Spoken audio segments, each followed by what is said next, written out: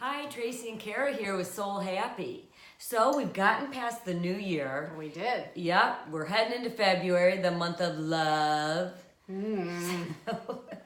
Yeah, and sometimes the month of love isn't really great for some people. Would you say that's true? Sometimes love hurts.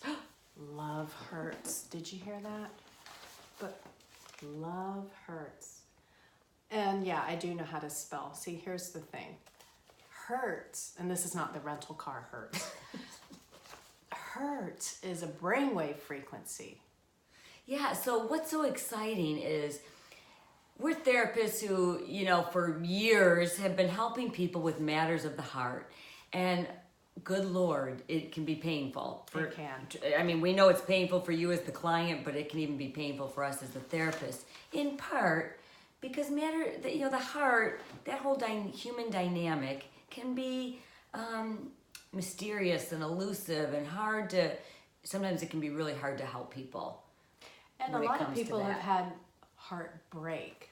And we're going to be talking about that today in terms of frequency, because love does emit a frequency. So imagine after all those years of kind of being frustrated, trying to help people with matters of the heart, finding out that it isn't so elusive. It actually, we now know that it's because it has its own frequency, it's measurable, it's tangible, it's quantifiable. It's something that we can work with, literally from an energetic standpoint. So love is energy, right? So we if we can understand it just like a radio frequency that is emitted out there through wavelengths, that love actually has its own frequency. So we found out about this. There are this great group of scientists out in California. It's called the Heart Math Institute. And they're just doing amazing work, and they just shed a ton of light on some of these heart factoids that helped us to understand that sure enough, the work we're doing, which is, if you've been listening to us at all, we're kind of in this emerging field of energy psychology.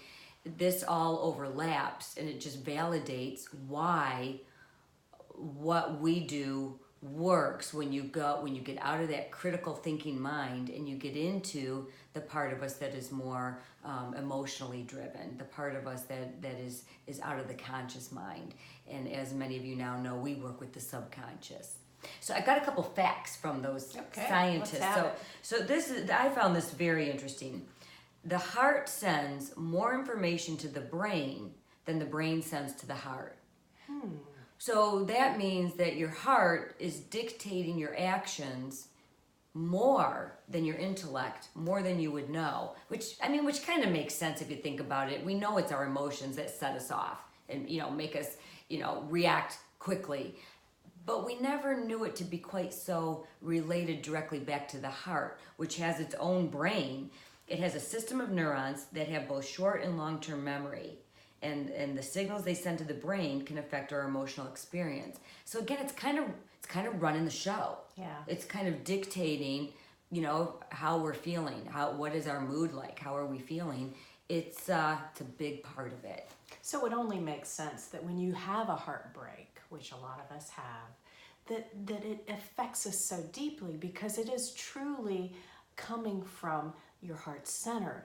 This frequency that we understand as an emotion is actually broken, and that is to Tracy's point here, though, and we're citing from Heart Math here, that we really are affected in a profound way. And when your heart is broken, then the frequency that's emitted from the heart is probably a frequency that has to do with pain, sadness, anger, regret, remorse. That also has its own frequency, and it's a much different frequency. And so that's why we developed the technique we developed. This just validates it. In fact, it might be a good Valentine's Day gift. Ooh. Shameless plug. Could this be the best Valentine's Day gift you've ever had? Possibly. Because love hurts. Love hurts. We'll see you next time.